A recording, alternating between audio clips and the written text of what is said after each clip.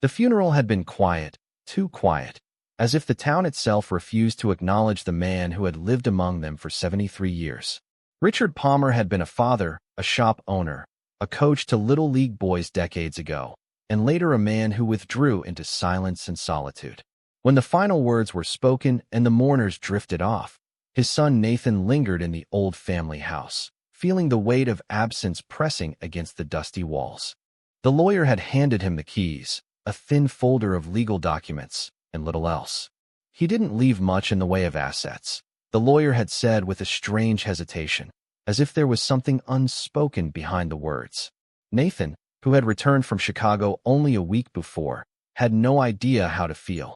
His relationship with his father had been fractured, reduced to stiff phone calls on holidays and the occasional awkward visit. Now, as he unlocked the heavy oak door of the house, the silence inside was deafening. The air smelled of old paper and wood polish. Dust motes drifted in thin beams of late-afternoon sunlight, and everything seemed untouched, as though his father had been waiting for him. Nathan set his bag down in the hallway and walked slowly through the rooms, each one echoing with memories that didn't belong to him anymore. He hadn't lived here since he was 18, but now he was forced to confront not just the house, but the man who had once filled it. It wasn't until he reached his father's study that the first real clue appeared. The study was a cramped room lined with dark shelves, a heavy desk at the center covered in scattered papers, unpaid bills, and notebooks. Nathan sank into the creaking chair and ran his hand across the clutter. Something about the mess felt intentional, as if his father had wanted him to find something. He opened drawers, most filled with pens, stamps, and yellowing receipts, until he reached the bottom one on the right. It was locked. A strange surge of curiosity flared through him. He rummaged through the desk until he found a small brass key taped underneath. The lock clicked, and the drawer slid open with a low groan. Inside was a stack of worn journals bound in dark leather, their edges frayed, their pages swollen from age. On top lay a thin bundle of letters tied together with twine. Nathan picked one up, unfolded the brittle paper, and immediately recognized his father's sharp handwriting. The letter began without greeting. "If you are reading this, you are not meant to stop. You must know everything. These journals contain truths I kept hidden to protect you, but now they may destroy you. Be careful whom you trust. Some of my oldest friends are not your friends at all." Nathan's pulse quickened. He turned to the first journal, opening it to the middle, and was struck by the immediacy of the words. His father had written in the present tense, as if chronicling events as they happened. He read of a man named Greg Hamlin, described as once a brother in all but blood, whose betrayal had cost their family dearly. He read of debts hidden, secrets buried, names of men Nathan had never met but who, according to the notes, were capable of anything to silence Richard Palmer. Nathan slammed the book shut, his hands trembling. Was this real? His father had been many things, but paranoid was not one of them. Yet the detail in the entries, the places, the dates, the descriptions of arguments and threats, felt too sharp to be imagined. As night fell, Nathan could not stop reading. Hours slipped by in silence, broken only by the creak of the old house and the scratching of pages beneath his fingers. One entry in particular froze him. If Nathan ever finds these, he must not speak of them to James or Greg.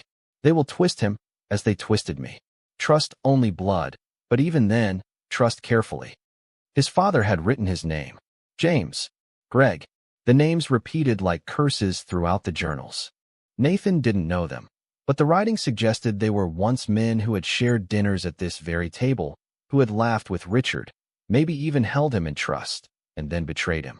Nathan tried to breathe steadily, but paranoia seeped into his thoughts. He thought of the neighbors who had looked at him curiously at the funeral, the old men at the church who whispered as he walked by. How much of this did they know? And why had no one spoken of it? By midnight, he had read enough to know that the journals contained more than grievances. They hinted at a crime. One passage described a disappearance decades ago, a man named Victor who had never returned from a late-night meeting. His father had written with such guilt, such urgency, that Nathan felt his throat close. His father had been involved, or at least he knew what happened. A sudden knock at the door made him jump, the journals spilling across the desk. Nathan froze. Who could be visiting at this hour? He crept to the door, heart pounding, and looked through the peephole. A man stood outside, his face shadowed under the porch light. He knocked again, harder this time. "Nathan Palmer?" The voice called, deep and steady. Nathan's stomach twisted. He didn't answer.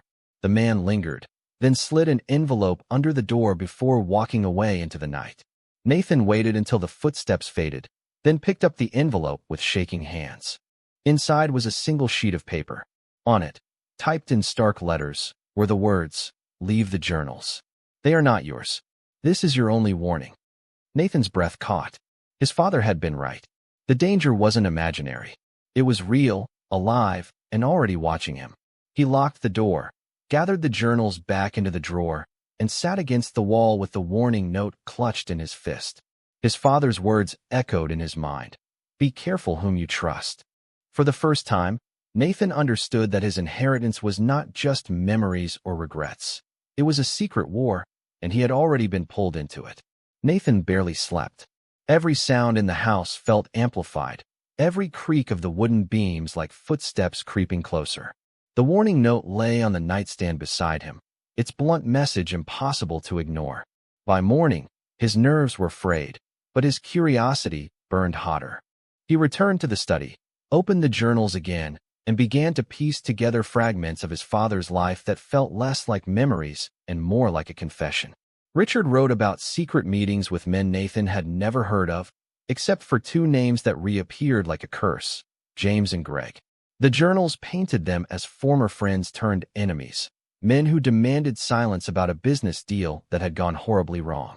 One entry described late-night phone calls, threats whispered through static, and a promise Richard had made that he never kept.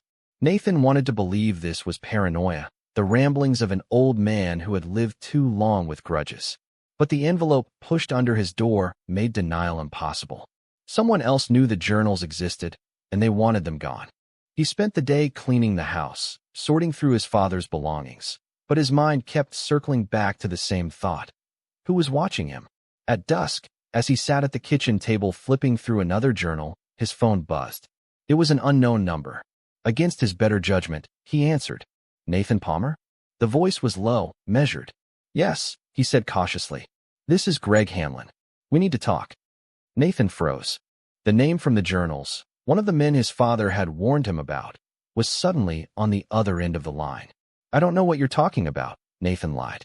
Greg chuckled softly. "You've been in the house. You've been in his study. Don't play dumb. Those journals were never meant for you. Bring them to me, and we can settle this quietly." Nathan gripped the phone until his knuckles whitened. "And if I don't?"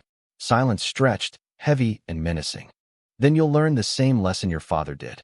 Some truths are too dangerous to keep. You have 24 hours. The line went dead. Nathan stared at the phone, his pulse hammering. He wanted to call the police, but what would he tell them? That his dead father's journals implicated men he'd never met in a decades-old disappearance? That someone slid a threatening note under his door?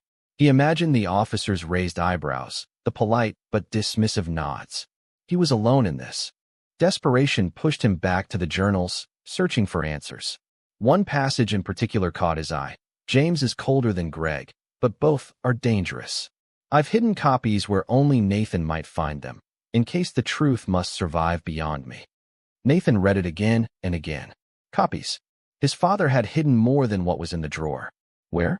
He scoured the study, pulling books from shelves, checking behind picture frames, running his hands along the seams of the walls. Nothing. The frustration mounted until he nearly hurled one of the journals across the room. Then, as he slumped against the desk, his elbow pressed a loose floorboard. The wood shifted. Heart racing, Nathan pried it up and found a shallow compartment beneath. Inside was a small box, locked but with a key already taped beneath it, just like the drawer. He opened it to reveal a set of older letters, bound carefully, their ink faded but still legible. These were different. They weren't his father's words, but those of someone else, perhaps Victor, the man who had disappeared, mentioned in the journals. The letters detailed meetings with Richard, James, and Greg, discussions of money, land, and promises that soured into threats. The last letter stopped abruptly, mid-sentence, as if the writer had been interrupted. Nathan's breath caught. If these letters were real, they suggested his father hadn't been paranoid at all. There had been a cover-up, a betrayal, maybe even murder. And now he held the evidence. A sudden crash outside shattered his thoughts. He rushed to the window and saw a figure sprinting away into the darkness. The porch light swung wildly, broken glass glittering on the ground. Someone had been watching. Panic surged through him. He gathered the journals and the letters into a backpack, his instincts screaming that the house was no longer safe. He locked the doors, though it felt pointless, and tried to think. Who could he turn to? He considered Catherine, his cousin who still lived in town. She had always been closer to his father than he was. Maybe she knew something. Maybe she could help. He dialed her number. When she answered, her voice was cautious. "Nathan? It's late. I need to see you," he said, urgency cracking through his words. "It's about Dad. It's about what he left behind." There was a pause, then a sigh. "I figured you'd find something. He always said you would." Nathan blinked. "You knew?" "Not everything," she admitted. "But enough to know you're in danger now. Meet me at the diner in 20 minutes. Bring whatever you found." Nathan hesitated. Was this a trap? His father's warnings echoed in his mind. Be careful whom you trust. Even blood. But what choice did he have? He couldn't fight this alone. He packed the journals tightly, grabbed the keys, and headed into the night. The streets were empty, the town asleep, but every shadow seemed to hold eyes, every parked car a threat. When he pulled into the diner lot, Catherine was already there, waiting in her car. She waved him over, her face pale but resolute.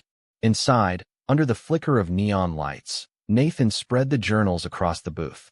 Catherine scanned the pages, her expression tightening with every paragraph. "It's worse than I thought," she whispered. "Greg and James, they never stopped. And if they know you have these, they won't stop until they get them back." Nathan leaned forward. "What do we do?" Catherine looked him dead in the eye. "We decide whether to expose them or survive them. But you need to understand, Nathan, if you go down this path, there's no turning back." Her words hung heavy in the air, the choice pressing down like a stone. Nathan glanced at the journals, then at his cousin, and realized he was already too deep. The only way out was forward. The diner felt like a sanctuary at first, but as the clock ticked past midnight and the neon sign buzzed in the window, Nathan realized they were exposed. Catherine sat across from him, hunched over the journals, her brow furrowed as she pieced together the fragments of their family's buried past. Nathan could barely breathe. The weight of his father's words pressed down like a curse. "We can't stay here," Catherine said finally, snapping the journal shut. "If Greg or James has people watching, it won't take long before they know where you are." Nathan nodded, though the thought of moving through the night again filled him with dread. "Where do we go?" he asked.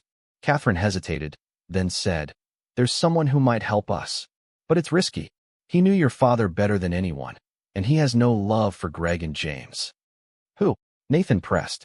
Catherine lowered her voice. "Victor's brother. His name's Daniel." Nathan's blood ran cold. Victor, the man who had disappeared, the ghost haunting his father's pages.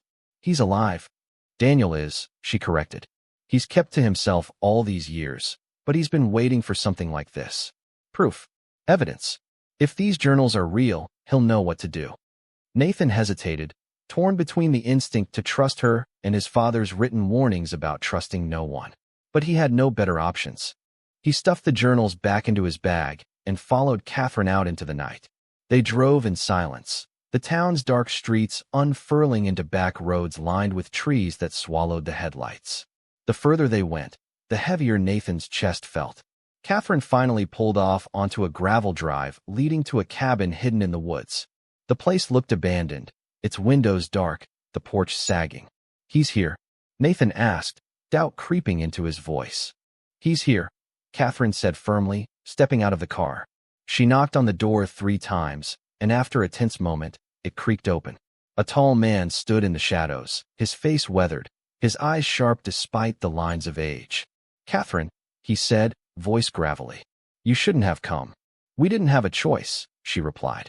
"This is Nathan, Richard's son." Daniel's gaze flicked to Nathan, studying him with a mixture of recognition and suspicion. "You look like him," Daniel muttered. "That's not a compliment." Nathan bristled but stayed quiet. Catherine held out one of the journals. "He left these. They're damning." Daniel took the journal, flipping through the pages with quick, practiced eyes. He snorted, half amusement, half bitterness. So the old man finally put it all down. Took him long enough. Nathan leaned forward. You believe this? You believe what he wrote? Daniel slammed the journal shut. I don't just believe it. I lived it. Your father, James, Greg, and my brother Victor, they were in business together. At first it was just land, small deals. Then it turned darker. Money laundering. Payoffs. And when Victor wanted out, they made sure he disappeared. The words sliced through Nathan. He wanted to deny them, to argue that his father could never have been part of something like that. But the journals were there, filled with his father's own hand, and now Daniel's voice confirmed the shadows Nathan had tried to ignore. If this is true, Nathan said quietly, then my father was complicit, Daniel finished bluntly. Maybe not the worst of them, but not innocent either. And if you've got these journals, you're a target.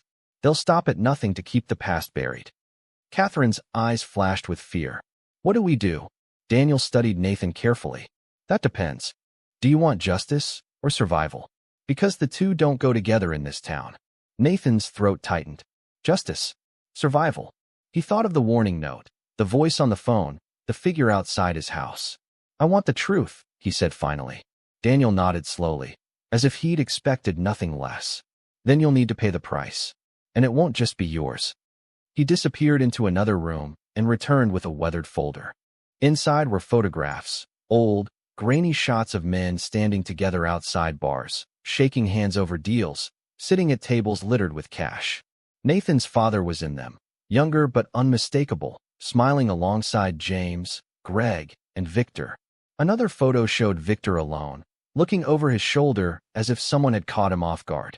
On the back of it, scrawled in faded ink, were the words, "They know. If I vanish, find Daniel." Nathan's stomach dropped. This wasn't just his father's paranoia.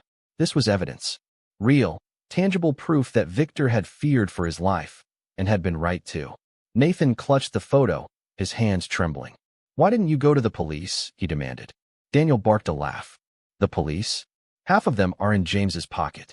The other half are too scared. No, kid. If you want to fight this, you can't go through official channels. You'll have to outsmart them. Nathan sank into a chair, overwhelmed. Every path seemed to lead to ruin. But as he sat there, the weight of the journals heavy in his bag, a strange clarity settled over him. His father hadn't written all this to crush him. He had written it to pass the burden, to give Nathan a choice his father had never had the courage to make. Catherine placed a hand on his arm. Nathan, whatever you decide, you're not alone. I'll stand with you. The words should have comforted him, but instead they deepened the knot of dread in his chest. His father's warning rang louder than ever. Even blood can betray. For a moment, Nathan wondered if Catherine's help came with a price he couldn't yet see. Before he could speak, Daniel moved to the window, pulling the curtain back slightly. His expression hardened. They're here, he whispered. Nathan's heart stopped. Who? James's men, Daniel said, his voice low but certain. Black SUV at the end of the drive. They found you. The room seemed to shrink, the air thick with tension. Nathan's choices collapsed into two narrow paths, run or face the storm. But either way, the past had finally caught up to him, and there was no escaping it now. The cabin plunged into chaos the moment Daniel spoke. Nathan's pulse raced as he imagined faceless men waiting outside, armed and patient, ready to close in. Catherine rose quickly, her chair scraping against the floor. We can't stay here, she hissed, panic in her voice. Daniel remained calm, though his eyes blazed with urgency. There's a back exit through the cellar. Grab the journals and follow me. Nathan swung the backpack over his shoulder, every step heavy with dread. They descended into the damp cellar, the air thick with mildew and dust. Daniel pulled up a wooden hatch leading into the woods. Stay low, move fast, he instructed. They slipped into the night, crouching through the underbrush as headlights swept faintly across the trees. Nathan's heart hammered with every crack of twigs beneath his shoes. The darkness pressed in, the forest alive with unseen eyes. They didn't stop until they reached an old shed a half-mile away. Daniel barred the door with a rusted beam and lit a single lantern. They know you're with me now, he said grimly. That means they'll come harder. Nathan slumped against the wall, his body trembling. What do they want from me? The journals, Daniel replied. With them gone, they can bury the truth forever. Catherine paced the room, her hands shaking. We can't run forever. Nathan, we need to think carefully.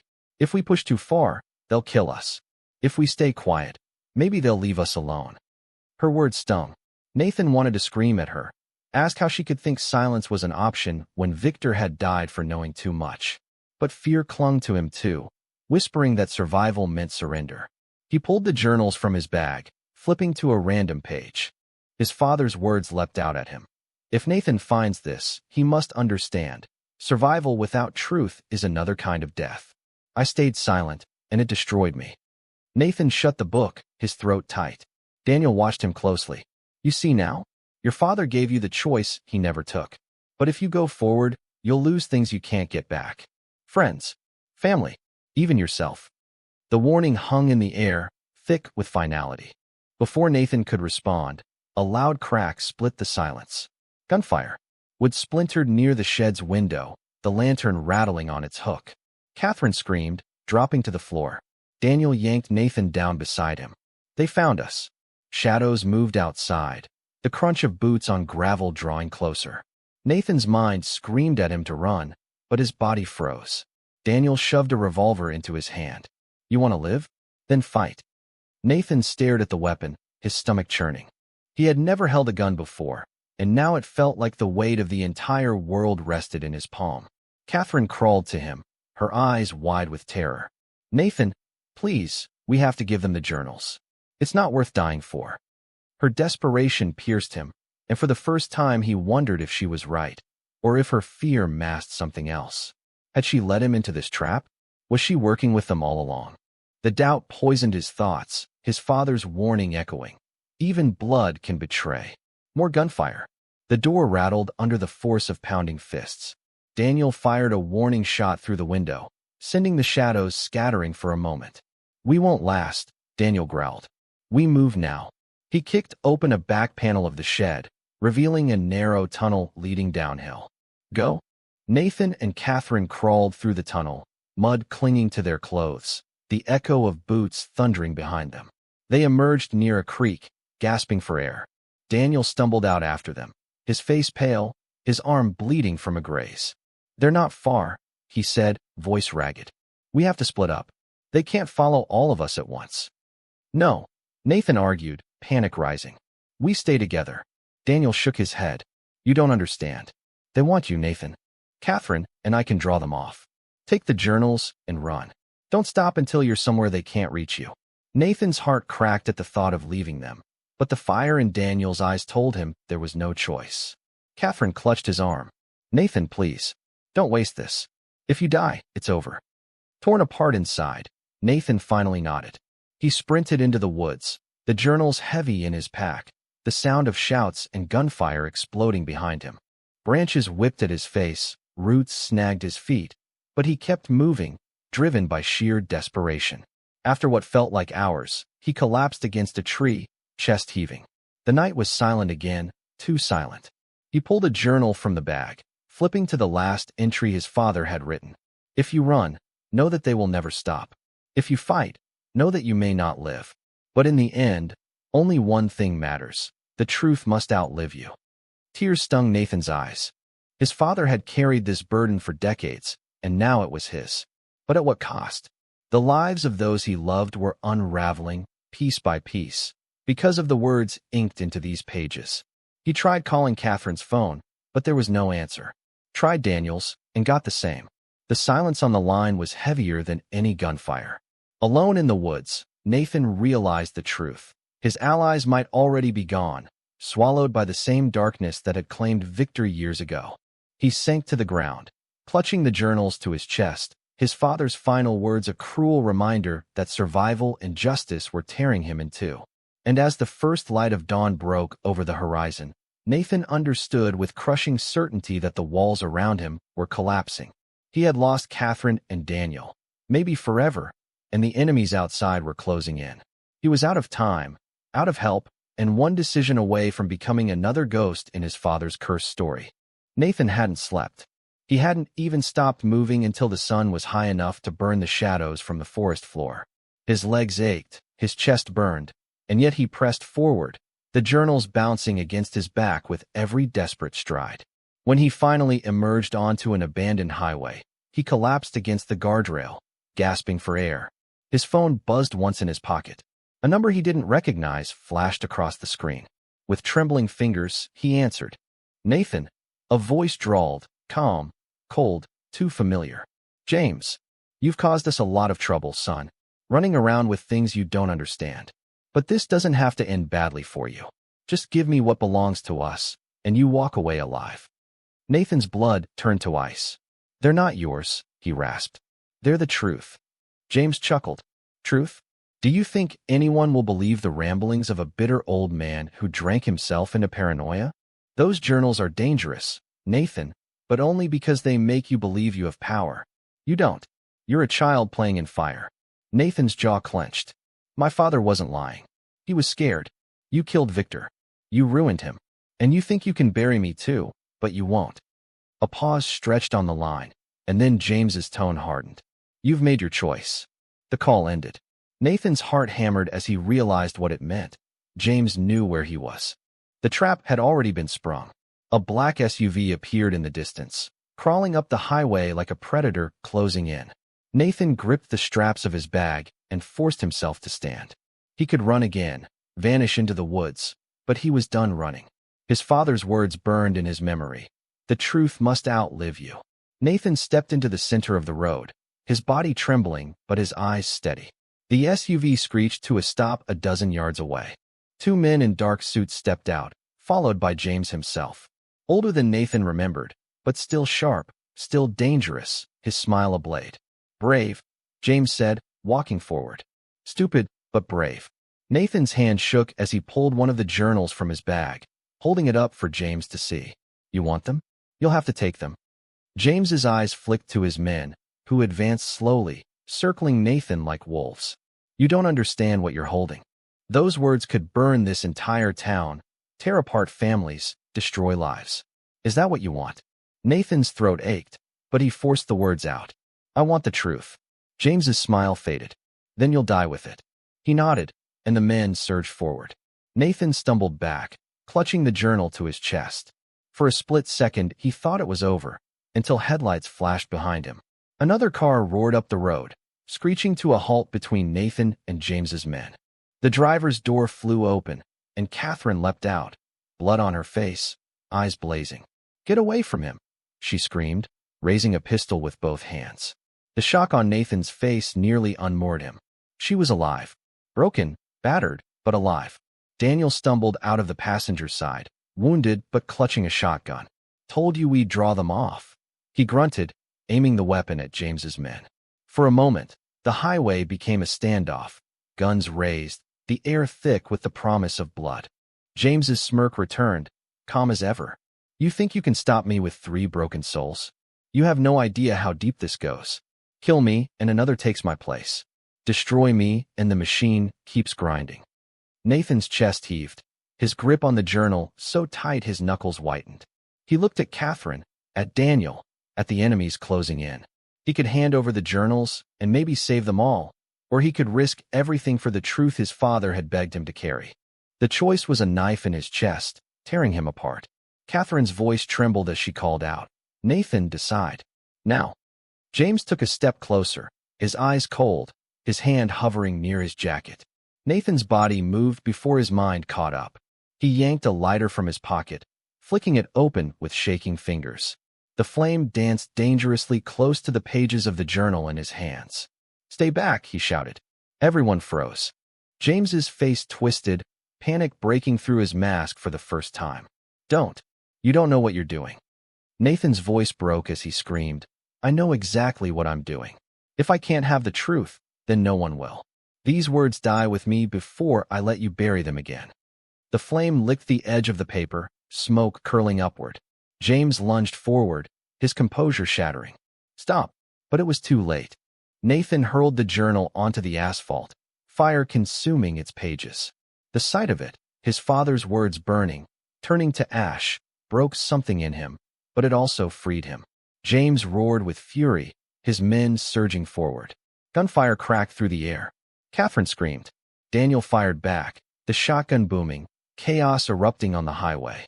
Nathan dove for cover, the smell of smoke and gunpowder thick around him. The journal burned brighter, flames devouring decades of secrets. Nathan's chest heaved as he realized the cost of his choice. He hadn't saved the truth, but he had denied James the victory of burying it in silence. His father's legacy, his burden, was turning to ash before his eyes. And as James's men closed in, Nathan knew this was the endgame. Whether he lived or died, the fire had already chosen. The fire spread across the asphalt, black smoke curling into the morning sky as if the heavens themselves recoiled from what had been unleashed. Nathan crouched behind the guardrail, his ears ringing from the gunfire, the acrid stench of burned paper searing his lungs. Catherine lay sprawled a few feet away, clutching her shoulder where blood soaked through her shirt. Daniel staggered beside her, face pale but eyes burning, shotgun trembling in his hands. James stood at the center of the chaos, his expression twisted with fury and disbelief as the last of the journal disintegrated into ash. "You fool," he roared, his voice raw. "Do you understand what you've done? That was the only leverage you had, the only thing keeping you alive." Nathan rose slowly, his knees weak, the weight of the remaining journals pressing heavy in his pack. The destroyed one was gone, but several more still sat behind him, safe, for now. He held James's gaze, his voice shaking but resolute. "No, the truth isn't leverage. It's a fire, and I'd rather burn than let you smother it." James's men advanced again, weapons raised.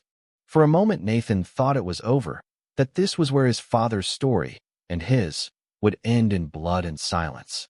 But then sirens wailed in the distance, faint at first, then growing louder, closer. Red and blue lights flashed over the tree-line. James's face darkened, his composure cracking. "You called them?" he snarled. Daniel coughed, a bitter laugh rattling from his chest. "Didn't need to. Gunfire on a highway tends to get noticed." Panic flickered across the faces of James's men. They backed away, muttering to each other, glancing nervously at the approaching police. James cursed, spitting venom with every syllable. "This isn't over, Nathan. Burn every word you have, it won't matter. We'll find another way to bury the truth. And when we do, you'll wish you'd died today." He retreated into the SUV, his men piling in. Tires screeched, smoke rising as the vehicle sped away, vanishing around the bend just as the first squad car came into view. Nathan collapsed to his knees, his body trembling, tears blurring his vision. The officers swarmed the scene, guns drawn, voices shouting commands he barely heard. All Nathan could focus on was Catherine's pale face, her lips parted as she tried to speak. He crawled to her side, grabbing her hand. "Stay with me," he begged. "Please stay." Her eyes met his, glassy but steady. "You saved something," she whispered. "Don't let them take the rest." Then her eyelids fluttered shut, her breathing shallow, fragile. Medics rushed forward, pulling her onto a stretcher. Nathan sat frozen, blood coating his hands, his mind screaming with the weight of what had just happened. Daniel slumped against the guardrail, wincing as an officer tried to wrap his wound. "She'll live," he rasped, though his voice cracked with doubt. "But you've got a bigger fight now." Nathan opened the bag and stared at the remaining journals. His father's handwriting stared back at him like eyes in the dark, each page a confession, a warning, a piece of the puzzle that James had been desperate to destroy. He thought of the fire, of the words he'd already consigned to ash, and wondered if he had just destroyed the only chance of proving his father wasn't a madman. But he also thought of James's fear, the way his mask had shattered when the flames rose. The truth still had power. Even incomplete, it could still burn. Hours later, Nathan sat in a sterile hospital waiting room, his clothes stiff with dried blood, his body hollow with exhaustion. Daniel sat across from him, arm bandaged, eyes staring blankly at the floor. Neither spoke for a long time. Finally, Daniel broke the silence. "You've got two choices, kid. Hand those journals over to the police, let them bury them in evidence lockers, maybe leak out a headline or two before it fades away. Or you take the risk. You publish. You spread the truth like your father wanted. And you live with whatever it costs you." Nathan's throat tightened. The thought of exposing the journals terrified him. What they revealed, who they implicated, how deep the rot went. His father had carried this secret for decades, and it had destroyed him. Could Nathan survive what it would do to him? He pulled one of the journals into his lap, flipping to the last page. His father's final words stared back at him. If you're reading this, Nathan, I failed to stop them. But maybe you won't. If you have the courage to finish what I couldn't, then my silence won't have been in vain. Nathan's hands shook as he closed the book. He glanced at Daniel, then at Catherine's closed hospital room door. He could walk away, let the system swallow the truth again. Or he could carry his father's torch, even if it burned him alive.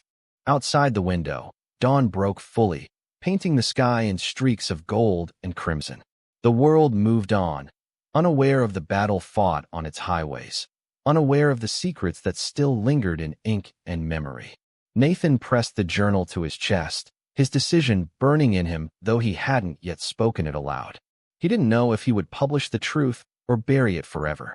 All he knew was that whatever choice he made, it would define him, and perhaps damn him, for the rest of his life. As he rose from the chair, exhaustion weighing him down, a single question echoed louder than the sirens, louder than the gunfire, louder than his father's voice in his head. Was the truth worth more than the people he loved?